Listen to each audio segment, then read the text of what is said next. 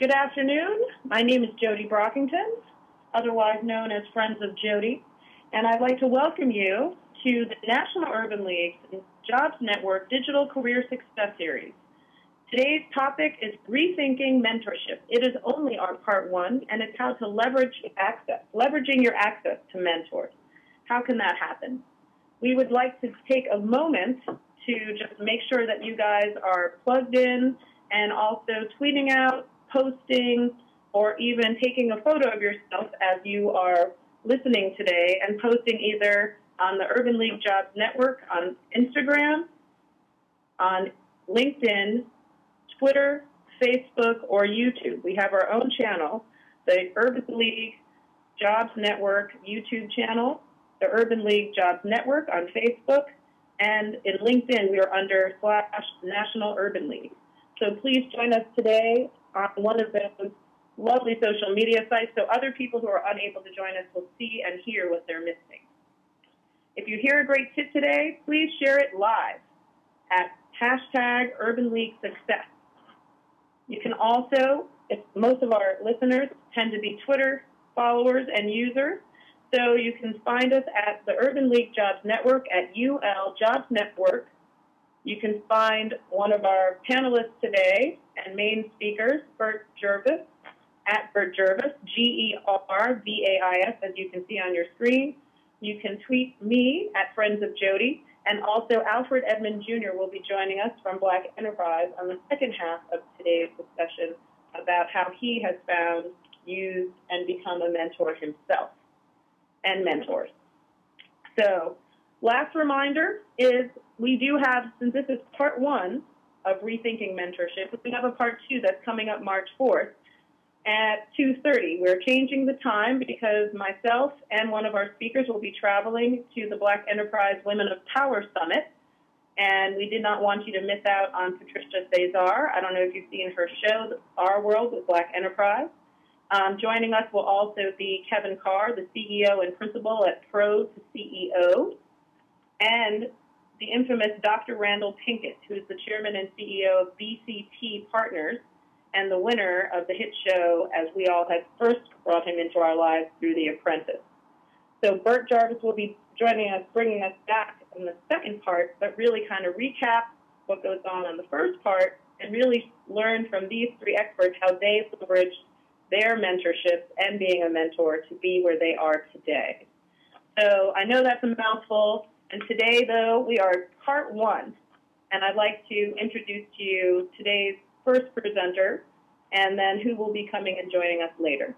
Our first presenter is Bert Gervais, who I have the pleasure of meeting and is now formally an FOJ, a friend of Jody. We met speaking on a panel for the New York Urban League Young Professionals, I'd say about 2 years ago now, and we have stayed in communication since. We have worked together on a couple of projects, and we're back today together. But he's known as the mentor guy. If anyone knows mentoring, this is your man. He has been mentored, is being mentored and mentoring others, and helping bring other people into the mentorship and mentoring movement. That we know that it makes a difference in one's career and life, just to have someone there for you and to be there for someone else, that there's some accountability.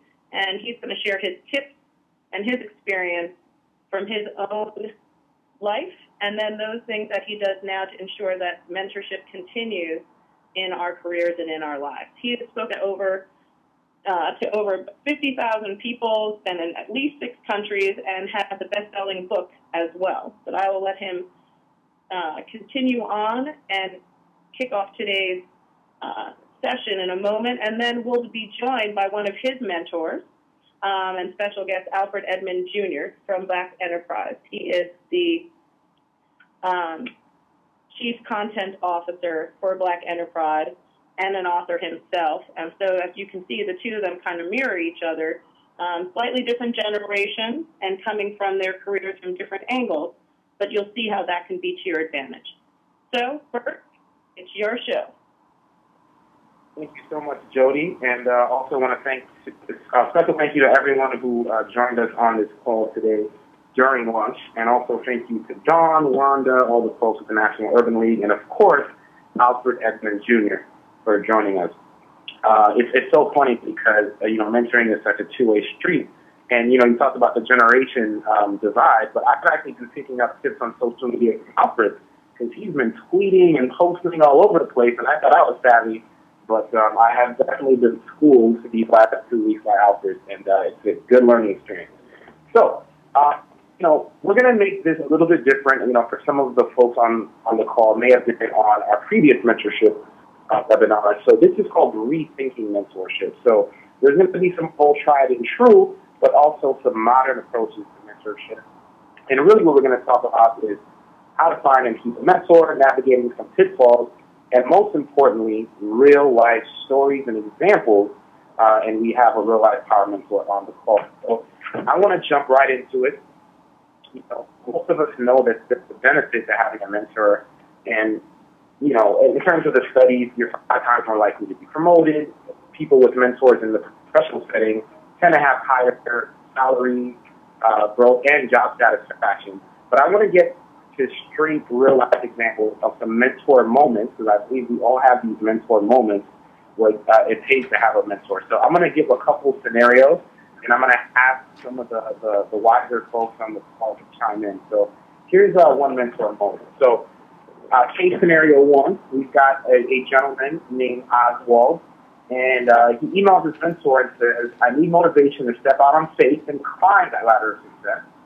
Should I stay in the comfort of a job that's completely working me and underpaying me, or get back out there and find another job where I will be compensated for my talents instead of shunned for them? So I want to open this up to Jody or Alfred. If you got this email and that was your mentee, how would you handle it?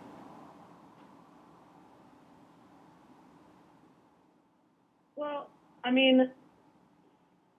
not asking for much, but I'm not really sure what he's asking for. So I'm not really sure. I think he needs to be clearer on his communication. So what are you looking for? What would I do? I think I would respond and ask for some more information. Mm-hmm. Yeah. So to clarify, this is a situation, and a lot of the folks that I coach are in this situation where they feel that maybe they're in a role that doesn't currently utilize their talent. So if you can go back to that point in your career, if you ever felt that way, or knowing who felt that way, how would you kind of engage them around that? Hello, can you hear me? Yes. Okay, so let me start out with when a person says they're underpaid, right? The definition of underpaid is somebody's offering you more. So we often imagine that we work too hard and we should make more money, and I don't know too many people who feel that they don't deserve more than they're getting.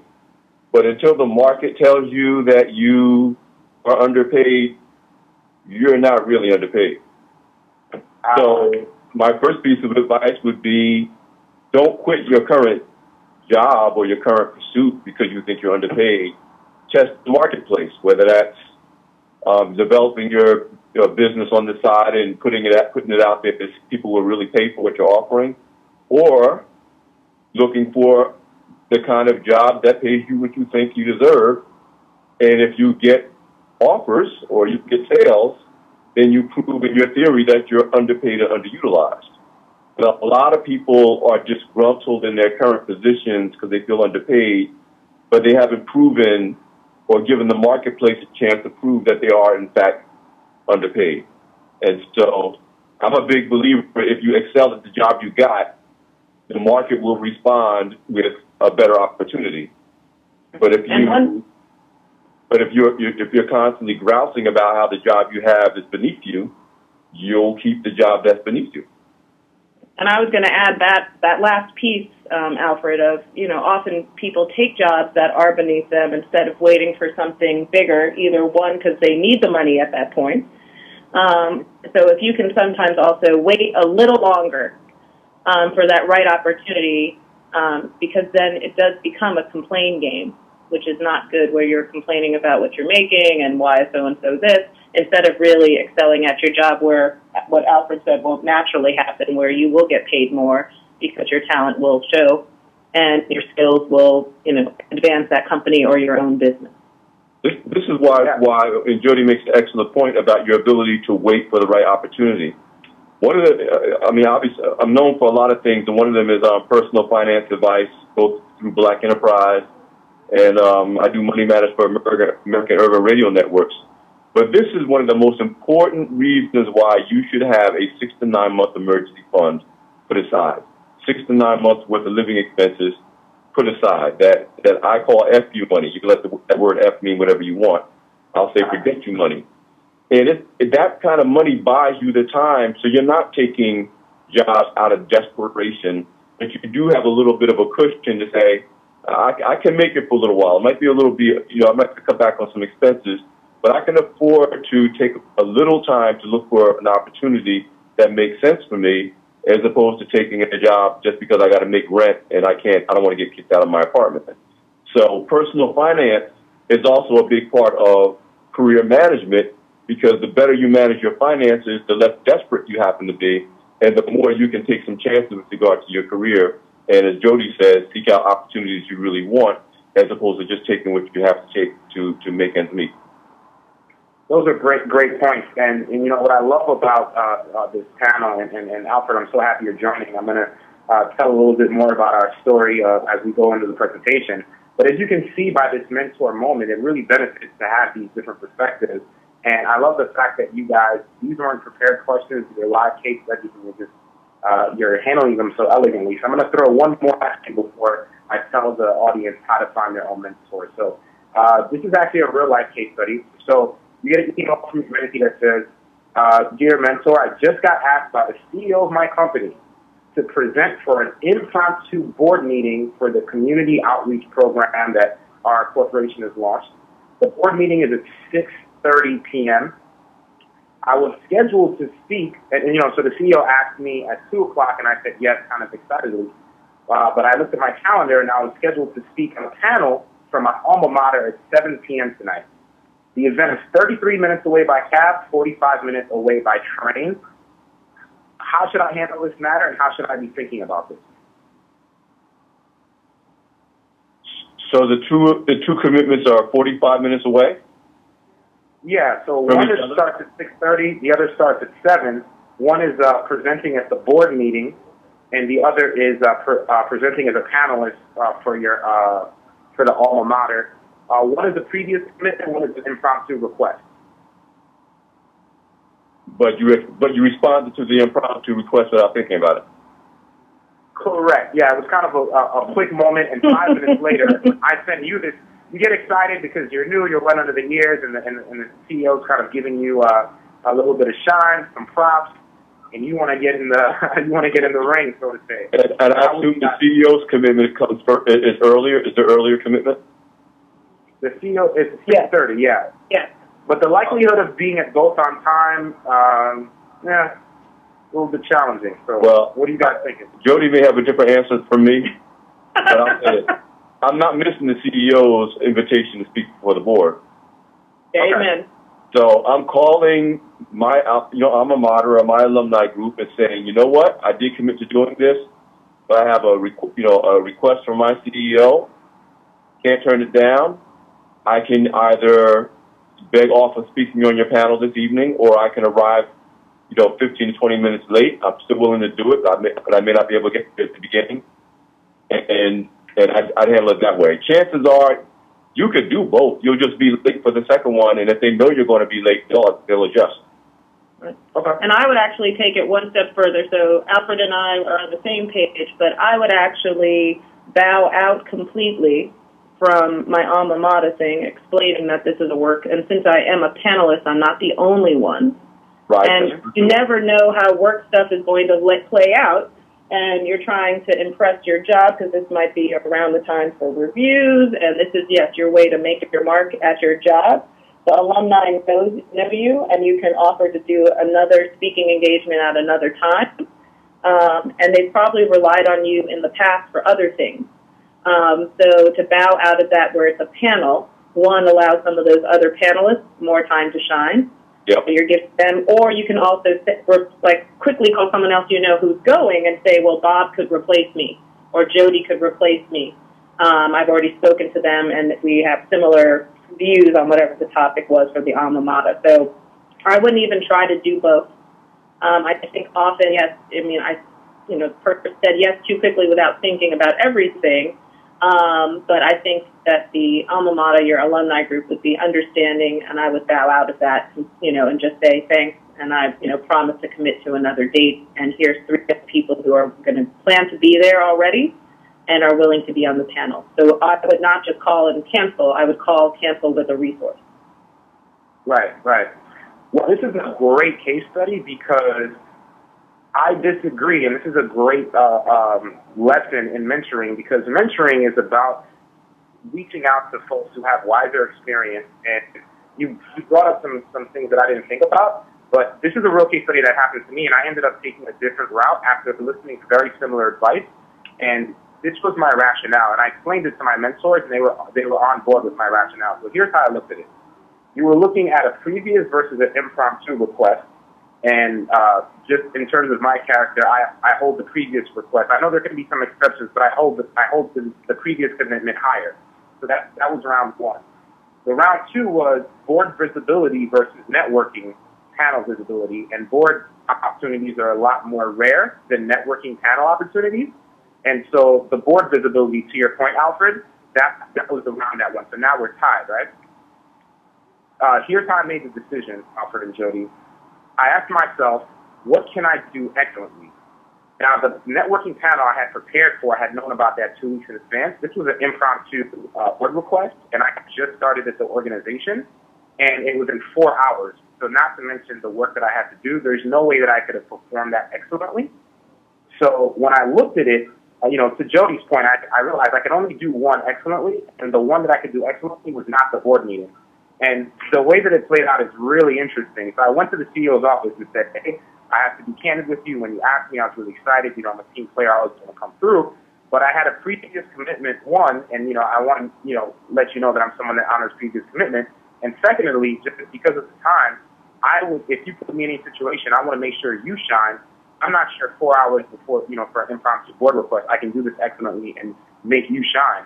And what ended up happening, she said, it was a joke. It was a test. She wanted to see how I handled the situation, and she was teasing me, but she appreciated my character and walked away with more respect by how I thought about the situation.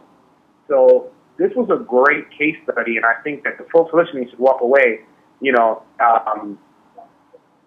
would say 95% of the time I take my mentor's advice. This was one time where I incorporated what they said, but I went a different way, and I shared it with them, and no one was mad because I updated and they can understand why I made the decision. What are your thoughts on that? I understand you're CEO, but that's me. Listen, you got to consider. Let's assume that she wasn't joking. I'm not. That's kind of throws at you, just testing you with that. Yeah, me too. But let's assume that the CEO wasn't testing you. The question isn't whether you can perform excellently in 4 hours, because the CEO knows that you only have 4 hours to prepare. The question is it better to perform well in front of a board, that is, as you said, a rare opportunity, or to perform excellently for an alumni panel for which those opportunities are practically endless? So let me put it in as I tend to do in football terms, because I love football. If I have a chance to play in the NFL All-Star game, let's say somebody got hurt and I got asked to sub at the last minute. But if my previous commitment was I was supposed to be a coach for my son's, high school football game that weekend, guess where I'm going to be? I'm going to play in the NFL All-Star game, because while I may not be able to deliver excellence, I'm going to play well enough, and that's an opportunity that may not come around again, and it's something for my resume that will be very important, versus my son, understanding that, well, Dad is a professional football player, and he would have been here, and next week I'll be playing again. He'll be back. But he's playing his All-Star game. So you always got to weigh, it's very honorable to say, yep, I'm going to keep my previous commitment. But as Jody said, one is something you're doing for others. The bottom line is when you're doing something for your alumni association or whatever, that's an act of service on your part, and you're going to continue to serve. You're not going to stop serving. But your CEO request, that's your career. That's your life. It could even be your passion. It's about what you do for you. And one of the things I tell all of my mentees is that you got to learn to say no very early. It's okay for people to be disappointed. It's okay for people to feel let down sometimes. In the long run, as long as you are consistently delivering with integrity, those times when you have to say no, people will get it. People will understand. And the people who don't understand, they're not operating in your best interest anyway. Absolutely, absolutely. You know, that's a great point. You definitely brought up some things that I haven't considered, and I think that the key takeaway here is we all have blind spots, and there are three of us, and we all suffer different aspects of the scenario. Because one of the things that I commonly get when I run into folks and I do these trainings is I'll get, you know, some hotshot PhD person in finance who says, I don't need a mentor. But the truth of the matter is, whenever there's a reality, there's usually different perspectives, and the objective reality is somewhere between, you know, how I saw it, how you saw it, and, well, probably closer to how you saw it because you've seen more examples. And so I have to have the humility to know that there's maybe things and there may be ways of looking at it that I don't know, and that's the purpose of having mentors and having these type of conversations. So, again, I thought this was a valuable way to start the presentation because I can give you the statistics, but unless you actually hear one of these conversations, you know, it's hard to not understand how beneficial these conversations can be. So this is great. Now I have another way to look at this type of situation if it comes up again. So thank you, Alfred and Jody, for engaging me around that. My pleasure. So, absolutely. So those are the mentor moments. So how do you actually get a mentor in your camp? So I'm going to run through, because I want to continue with more of these conversations. I'm going to run through a quick framework that everyone at home can take. And I'm not going to say everything on the slides. The slides will be made available to you. There's a tip on each slide. I'm just kind of going to give a quick breakdown of the concept and maybe a quick story. So I have this system called 5 Looks Can Change Your Career Outlook. So here are the 5 ways to look for a mentor. So the first one is to look in the mirror. And, you know, people come up to me and ask all the time, I need a mentor. Where do I start? And the first place to start, and let me know if I'm wrong, guys, is to look in the mirror. What do you need a mentor for? You know, I like to ask people, you know, who and what do you want to be in 5 years? What are your strengths and weaknesses? That is information that's going to inform you where we should go. And what's interesting without preface presentation is I've been reading Alfred's book, and he's Loving in the Grown Zone, and he has a whole chapter where he talks about if you can't master single life, you shouldn't be going after a relationship. So, you know, Sheryl Sandberg also said that a lot of people think, if I find a mentor, I'll excel, but the advice should really be excel and you'll find a mentor. So the first piece is look to yourself. So a good example of that is, Ben, I'm not going to be able to pronounce his last name, but Will Millenberg, he's the founder of Woodchuck USA, good buddy of mine. And in college, he was having a beer at 2 a.m. architecture studio, and he saw an acrylic case, and he's like, man, it'd be really cool if I mix that acrylic with some wood and put it on my iPhone.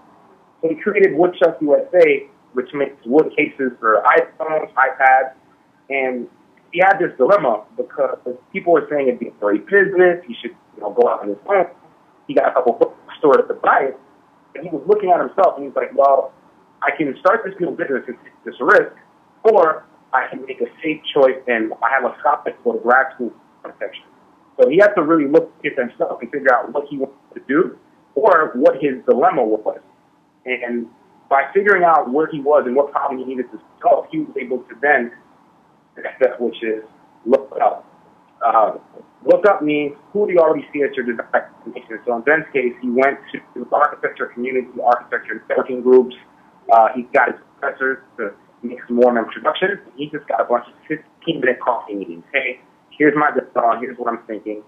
And he two top architectures in the world, actually, give him advice. And they both told him the same advice. They said, and kind of going back to the All-Star game analogy that Alfred used, they said, look, you can always go back to grad school. I mean, this business, you've already got it into 30 bookstores across the country. We think you should pull the trigger.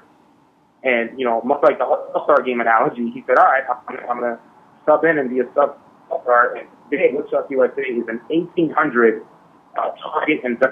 target stores across the country. And it was because he was able to look at it and then look up. So I'm going to pause for a second and tell you guys a quick story about how I met Alfred, the importance of looking up. So, but I don't know if you remember, but we met at Randall Pinkett's event. It was next week. I remember it like yesterday. Absolutely, yeah. He was having a book signing for Black Faces and White Faces, and I came to the event because I just became a first-time author. I had heard Randall speak at NYU a couple years ago, and I was looking up, and I'm like, well, I like his style. I like the fact that he combines business acumen with the ability to publish things. And so I want to kind of meet Randall with a more impactful experience and relationship, at least that night, with you, because if you remember, I offered you one of my books free, and you gave me the flip side. Like, it was like a coach player on the sideline to talk to me, fellas. And you said, that's not how economics works. If you're a new entrepreneur, you're offering your services for free, you'll never value it, and the customer will value it. He's like, I'd take it for you gave me a deep discount than to give it to free. You have to learn how to put value to your services. And remember, I believe, I think I sold your book for $5. It really sparked a light bulb. Yeah. I think it was.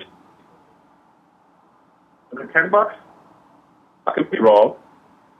Okay, but I gave you a discount on the book. I gave you a discount I paid. on the book. You did pay, and that went so far. I mean, it seemed like a small gesture.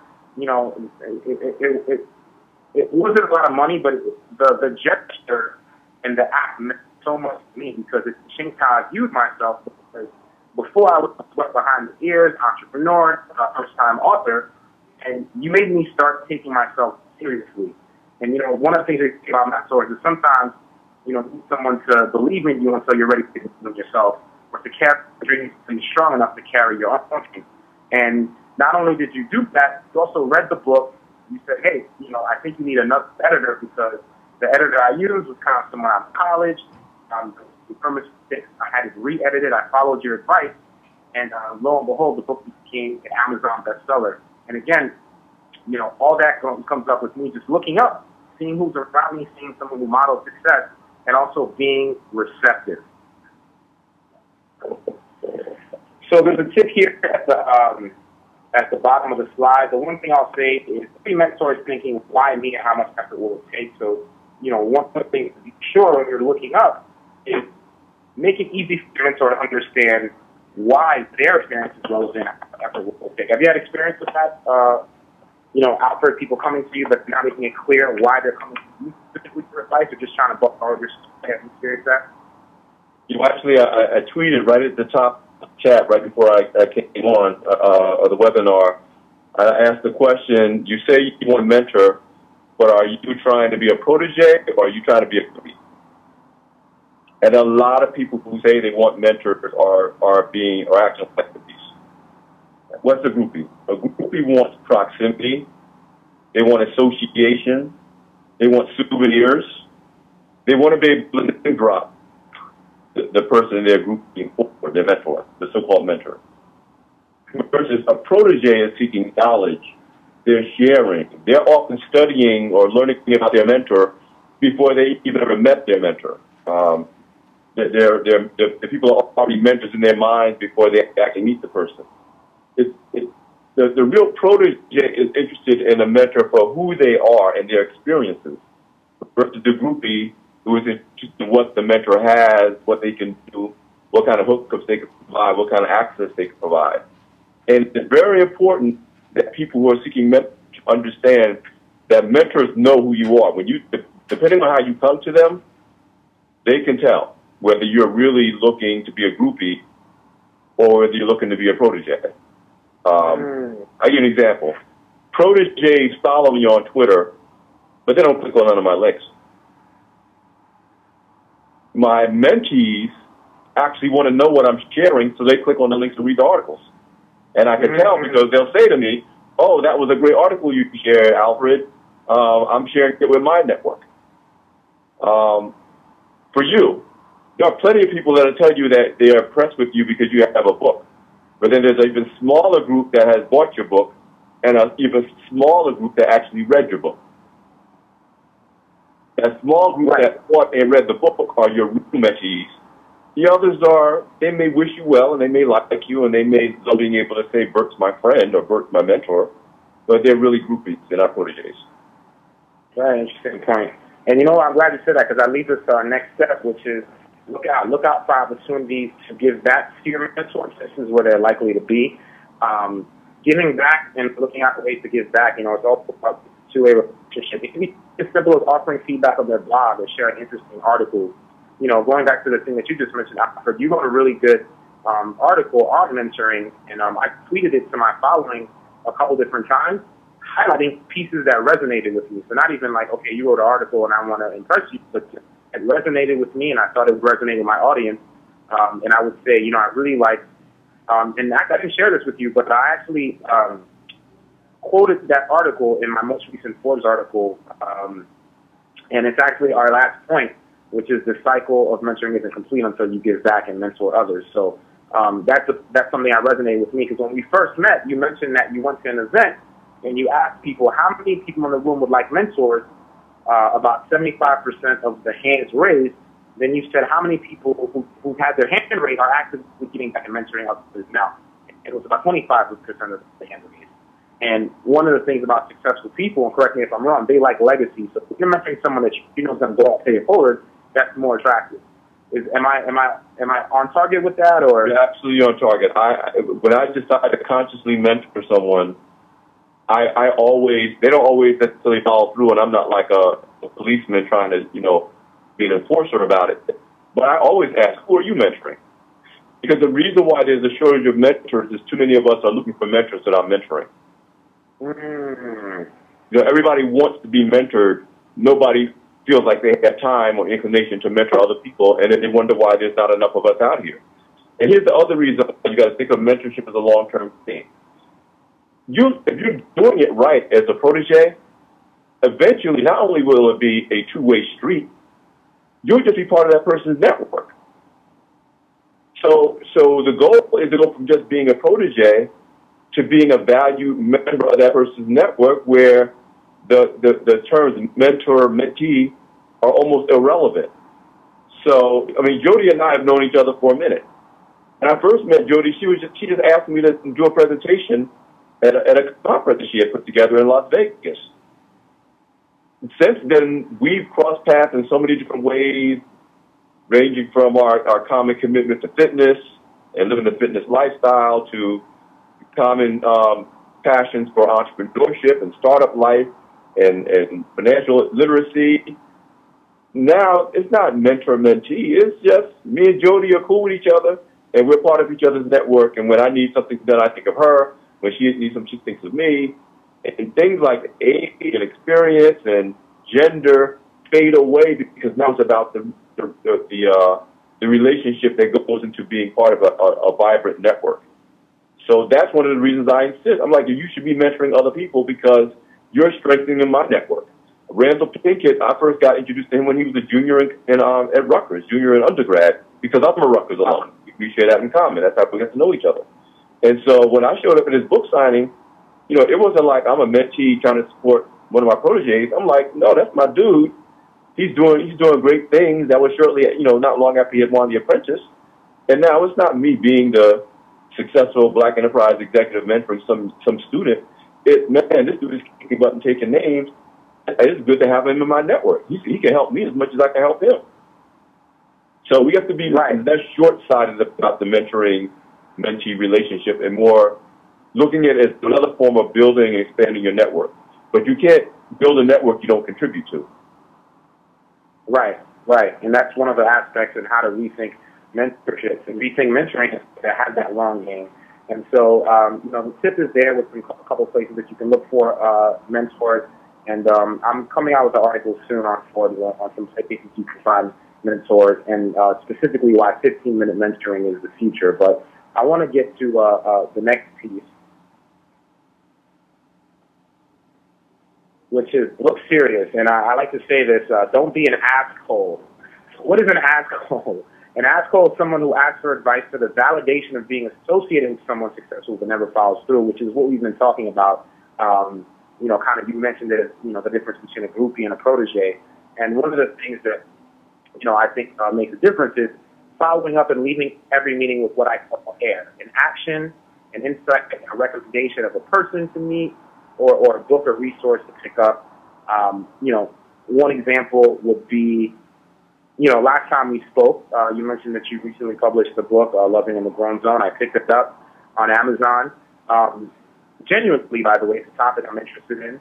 I've been talking about the book to my network. I've been tweeting about the book, writing an Amazon review on Friday once I finished the book. And again, it's just, I knew it was something that was important to you. It was a topic that was interested to me. And just, like you said, contributing to the network. So, and you were among the mentees, and there were several of you that came to our first Grown Zone event 2 years ago when we were just starting the whole thing. People can go to grownzone.com to learn more about what me and Bert are talking about. And again, that kind of follow through, which you've exhibited, and we both have mentees that have exhibited that kind of follow through. The best proteges, they show up, they step up, and they follow through. Mm-hmm. But that's not just for proteges. Every credible business person of integrity, every credible professional of integrity shows up, steps up, and follows through. And so what happens is you attract mentors. As you said earlier, when you become a person of excellence, you operate at excellence, you tend to attract people who want to associate with you. They want to invest in your success. They want to see you win.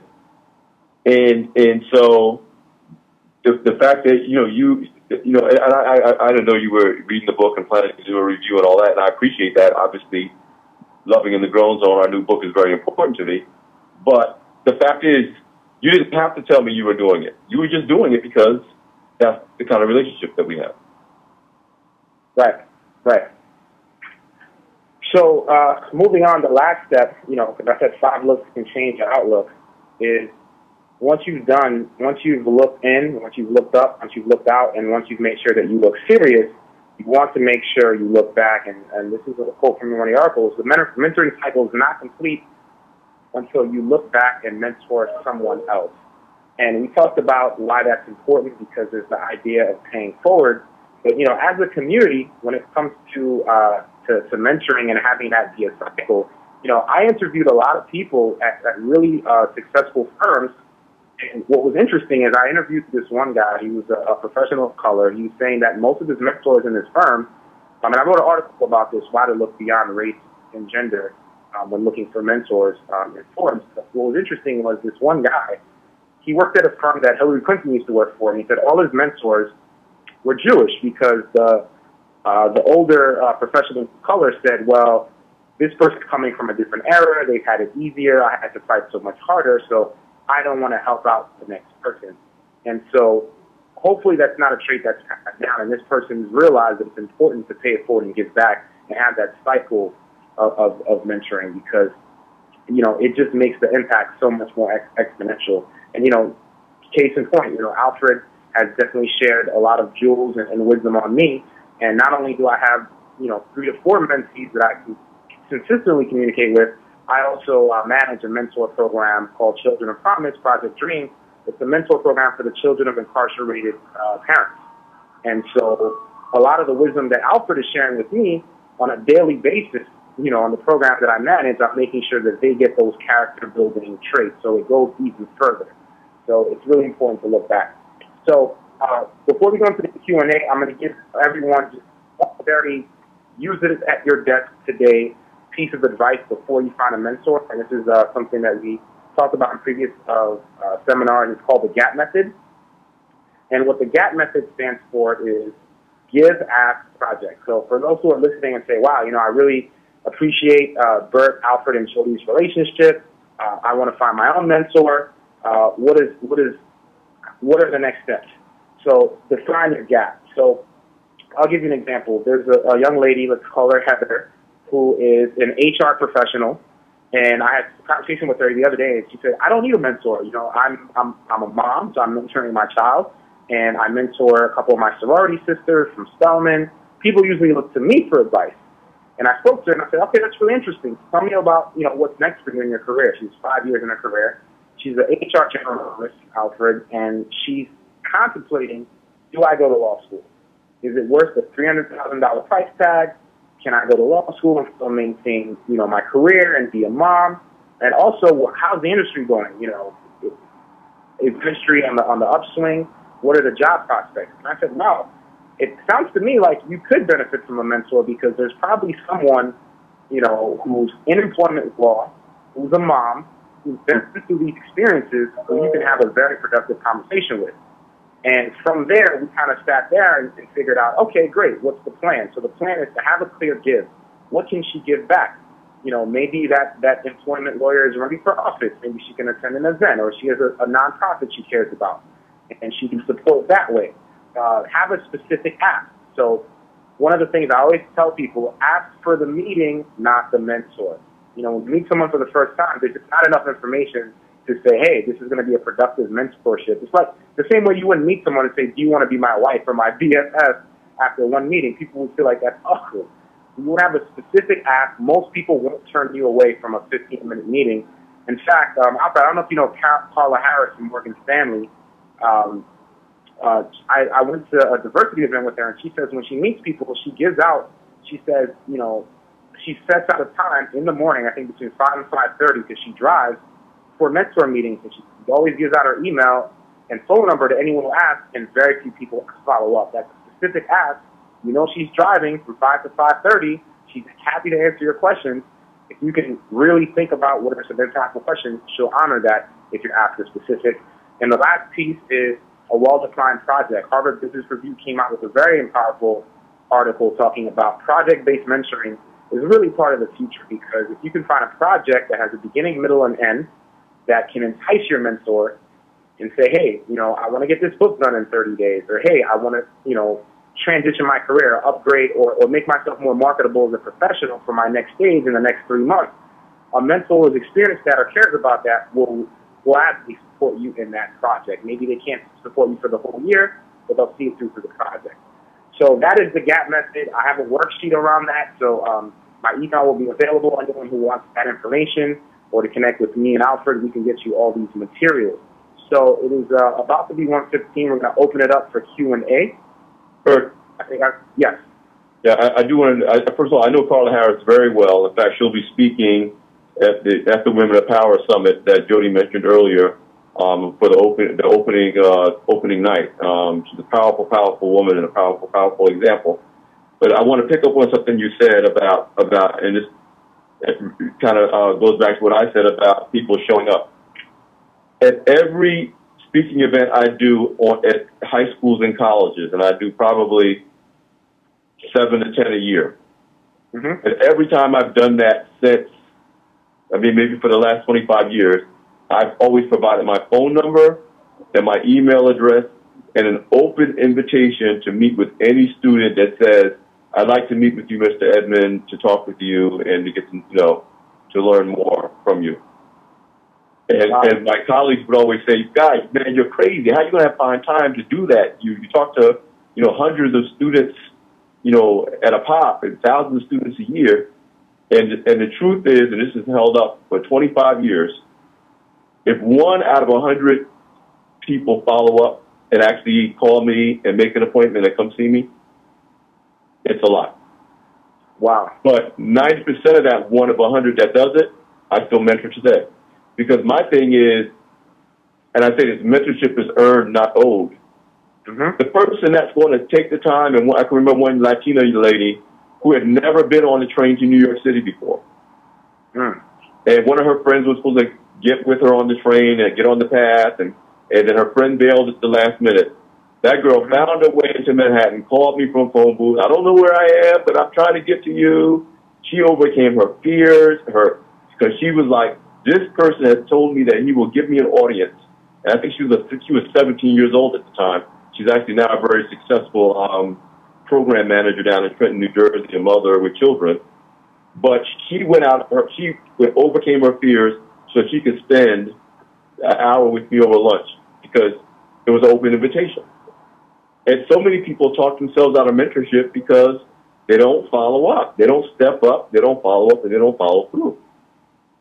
And so what Carla says about providing that time where she'll say, I'll be available to answer any questions, and how many people don't take her up on it. A lot of people say they want to help, but they don't always step up to show that they really are serious about that.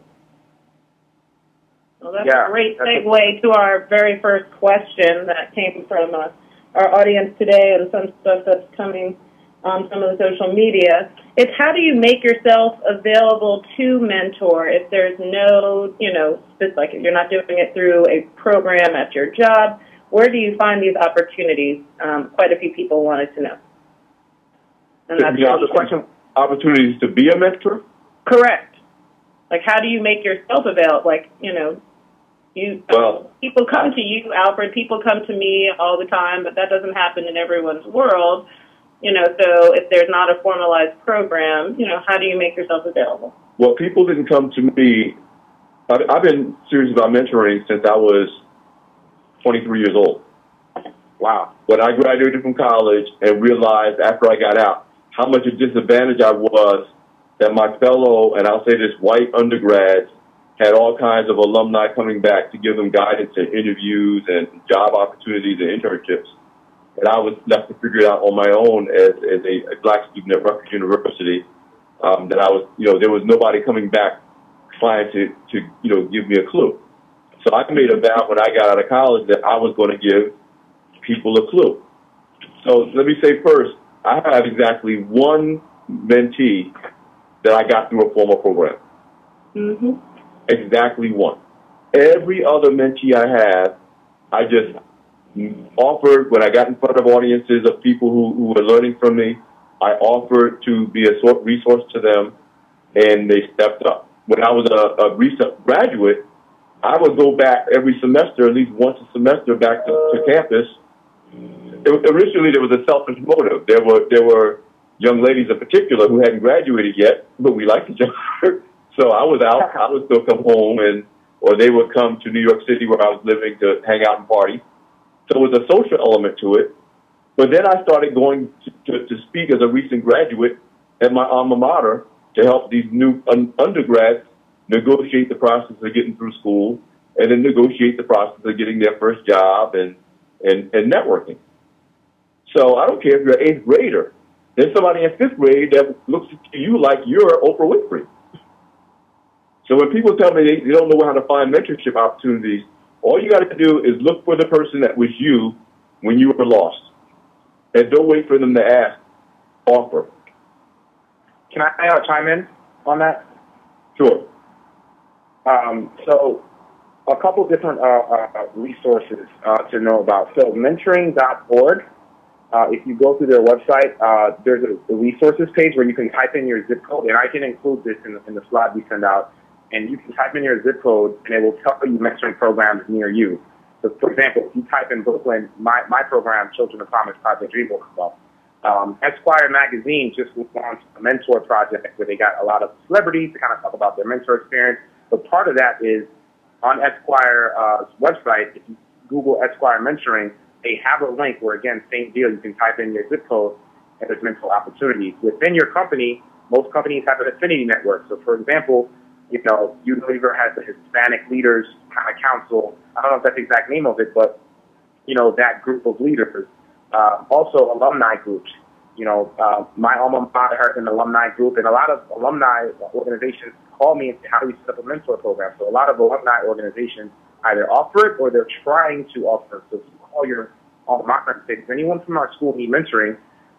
That's another opportunity. And the last piece that I would say is definitely think about, friends and family, just kind of putting it out there. Hey, if you guys know anyone that needs support in their career or have a question, I'm here. I'm available to have coffee or lunch. Put it out in the universe, and it will manifest itself. So, awesome. So let's take the next question. And as we're doing that, Alfred has a couple of slides that they're going to be projected on the screen. So we'll kind of take questions and as they come up, Alfred, you can kind of let them know, let the folks know what's going on with that. So we'll take the next question. Yeah, now, we always talk about most folks are being plugged in, and both of you brought up great, ways to find mentors. Some people still, are unemployed or not part of their alumni group yet. of which I just urge to really make sure that you guys, find people in your field, but you're going to have to join, like, even if you're unemployed and not working, that gives you more time to do some research, find the people who are in the field that you want to do. So, take both Bert and Alfred's advice in this area and really just do some networking, which is my favorite thing. How often is really the question, how do you, like Alfred, myself, and Bert, we all probably have quite a few mentors and mentees. People are curious, how do you balance, how often do mentors and mentees meet, speak, email, text, social media eyes, support? What's the rhythm and flow? How does it work for you, Alfred, and Bert, how does it work for you? Well, for me, I've always, and this is another reason I've shied away from formal programs. Because most formal programs do, they expect you to talk on the phone X number of times a month or meet X number of times. There's a time and a place for a structured program, so I don't want to poo-poo those, and the ones that were recommended are good options. But for me, since I was always more into team building than I was, mentorship was a means to an end for me. Mentorship is just about me creating a network of people that we can all count on each other. We have like values. We support each other, our goals. And so with me, it's always an as-needed basis. Everybody who I mentor has 24/7 access to me. They have all my numbers. And thank God for social media, because that means I don't have to spend a lot of time on the phone. A lot of times they'll just DM me or text me and I'll get back to them. But for me, it's more of an as-needed basis. And your best proteges recognize when a quick tweet will do versus I need an hour to sit down with you. And a mutual respect for each other's time is very important to making mentorship work. So I have proteges who I only see maybe once a year. And sometimes that's just accidental. We just happen to be at the same conference or the same party. But they know that when they need advice or they need information or they need a connection, they can reach out to me 24/7.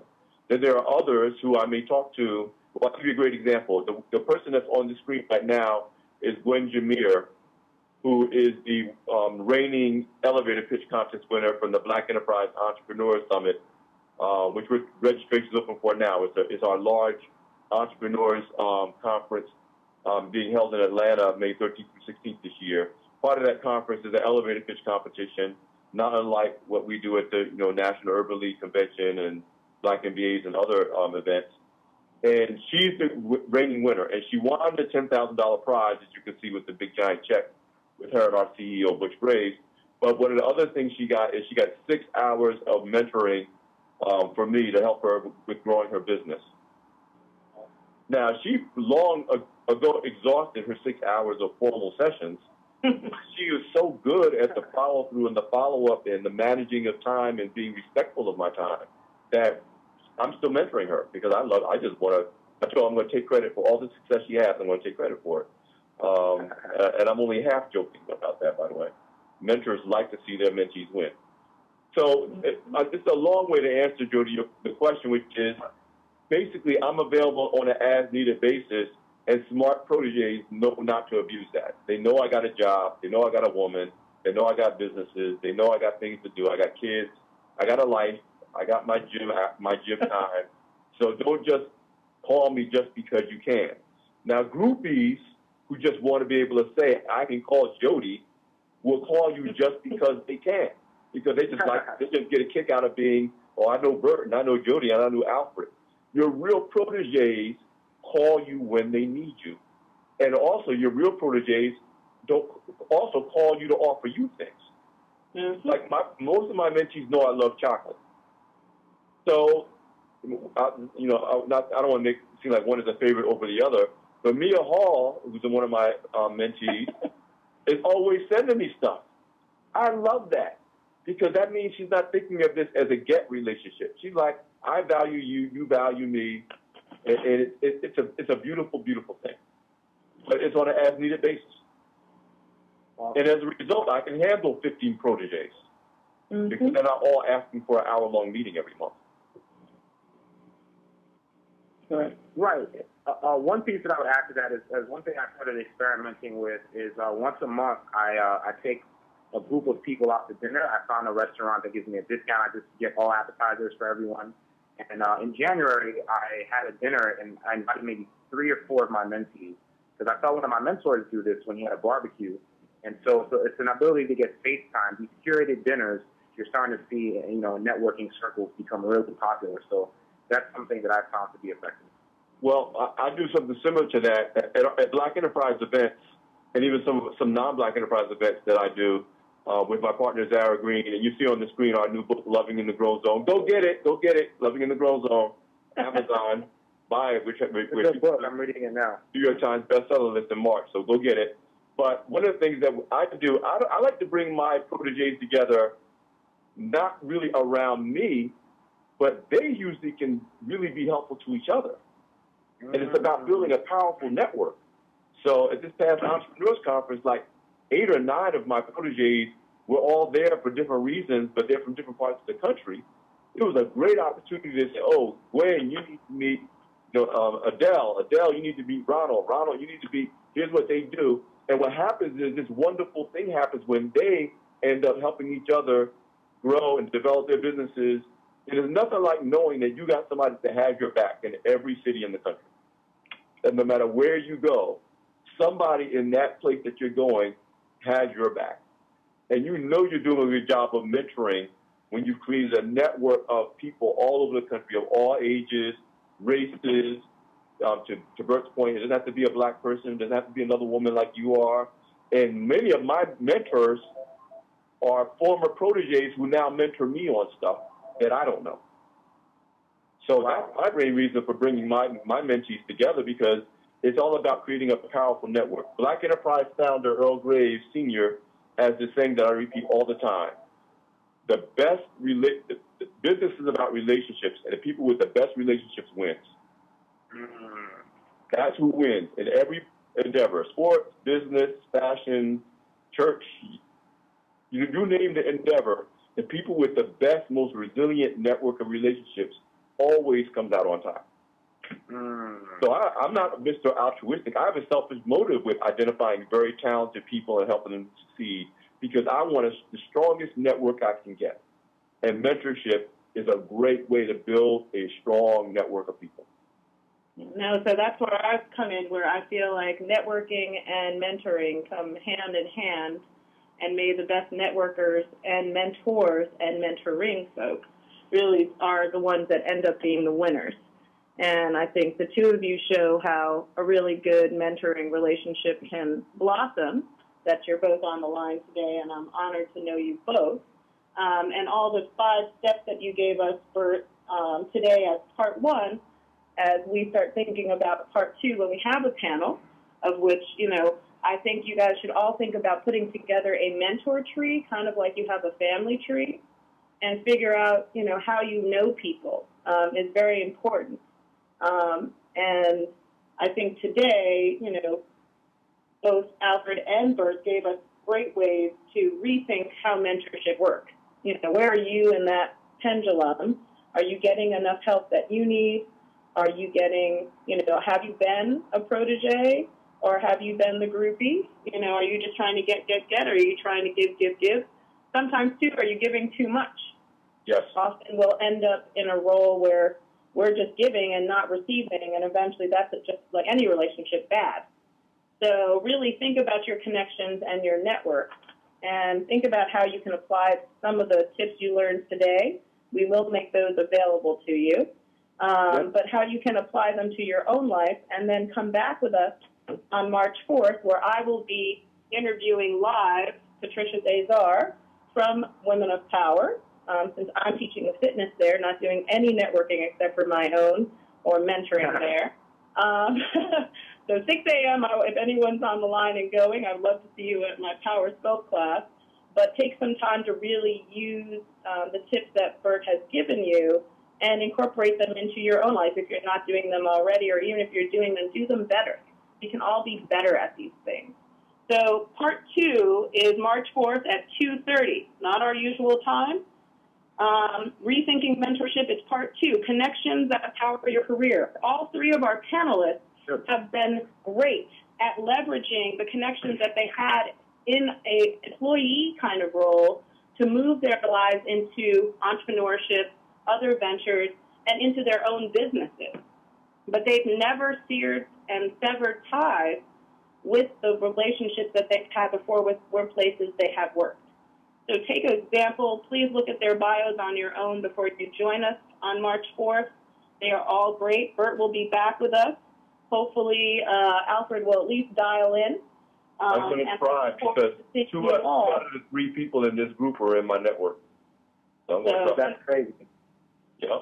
And if there's any final words from the 2 of you that you'd like to share, your last tips and advice before we close it out, and I remind everyone about uploading your resume and all of that. Bert, 2 tips from you, and Alfred, you can close us out. So Jody, really quickly, I just wanted to get folks excited about next session. I'm going to be talking about why 15-minute mentoring is the future. So even if you get a busy guy like Alfred, how do you, even if you only have 15 minutes, how could you make the most of it? The second piece is why everyone should be creating content. I've gotten a lot of my mentors by creating content, having a book, having a blog. And then the third piece I'm going to be talking about is I got a hold of an email template that someone used to get Mark Cuban to reply to their email. So I'm going to deconstruct when you're, because he sent Mark Cuban an email on Monday the wrong way, didn't open it, sent him the same exact email the next day the right way at the same time, and he replied within 5 minutes. So I'm going to talk about and deconstruct the psychology and the breakdown of how that works. So, and then, we're going to throw it back to our power mentor. So I'm really looking forward to everyone being on that call. If everyone brings at least one friend, we'll hit our registration goal. And if we hit our registration goal, Jody, Alfred, we can get that boat we've been talking about, okay? Alfred, any other last tips of advice? Well, I'm going to do one plug and then one tip. The plug is go to lovinginthegrowzone.com. I'm very serious about this book. So spread the word. We got 5-star rating on Amazon so far, but our goal is to make the New York Times bestseller list by next month. So if you go to lovinginthegrowzone.com, follow growzone.com. Loving in the Grown Zone is a different kind of mentoring. It's mentoring about relationships and relationship decisions. So it dovetails into my passion for mentoring in a different way. My tip is this. The truth is, while you choose your role models, mentors get to choose their own proteges. So you may decide you want someone to mentor you, but it's your job to make yourself attractive to that mentor. And that means you have to get to know him or her and their history and their values, and you have to kind of buy into it. Otherwise, why would you want them as a mentor? And then you got to always ask yourself, how can I be helpful to them? I mean, too many people looking for mentors are only thinking about how can the mentor help me. But the proteges that succeed are the ones that are constantly thinking, how can I be helpful to them? Because once you're helpful to someone, then you become a welcome part of their network. And to Bert's point, when you're perceived as helpful, your emails get answered. When you're perceived as helpful, your phone calls get picked up. When I see your name on the caller ID, I answer. I don't let it go to voicemail. And so you want to think of what do you do to make yourself attractive to potential mentors so that you don't have to chase them. They actually will start competing to be your mentor. And I know people, Gwen Jameer is an example I mentioned earlier.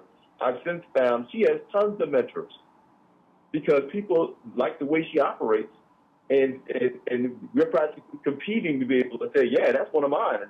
Gwen Jameer is she's one of my proteges. Because if you are someone who's an asset to the collective, everybody wants to claim you. So always operate in, if this person is someone I want to be a mentor, how can I be an asset to their program? And I guarantee you, if you think that way, you will never have a shortage of mentors. Yeah. Well, I consider myself a strategic stalking mentor, mentee, and sponsor. So it's all about the power that you put into something, any relationship, and what you will get out of it. And you will balance it the best way you know how, and there will be times that you will not be able to get to everyone and they understand, and you'd be surprised how many people you have in common and share, and that's why I said please try to do your own networking/mentoring tree. Figure out who's really in your network and who might have dropped off that you haven't spoken to in a while but could be helpful to you. So just like the two of them, the National Urban League also, yeah? So sorry to interrupt. I just thought of something, and I want to make this announcement. We're going to, right after this call, send a link for a survey for this webinar. Oh, sorry. I was just going to mention that if the folks complete it, I'm going to send them not only a copy of my book, but a copy of Alfred's book as well. Oh, okay. You guys fill out that survey. Better fill out that survey. You get 2 books, but then they're going to quiz you on it on the next call, I'm sure. And the third thing that you should do is really, if you haven't uploaded your resume into the Urban League Jobs Network, that is one thing that we do as a bonus for all folks that are on our call and in our network as a thank you to you, that all of the sponsors and corporations that support the Urban League, which are quite similar to Black Enterprise, they are looking for candidates just like you. And we know people who are on our calls are anywhere from beginning their career to the C-suite and thinking about retiring. And some people are unemployed or just disgruntled, want to make more money. That if your resume is in there, people are looking at it who are looking for people like you. So expand your network and your net worth by adding your resume to our jobs network, as you see on the screen. So we look forward to March 4th and the ongoing Digital Career Success Series, and look forward to having you back. Please tell a friend, and please share the link that we send to you along with the survey. Have a great rest of your afternoon.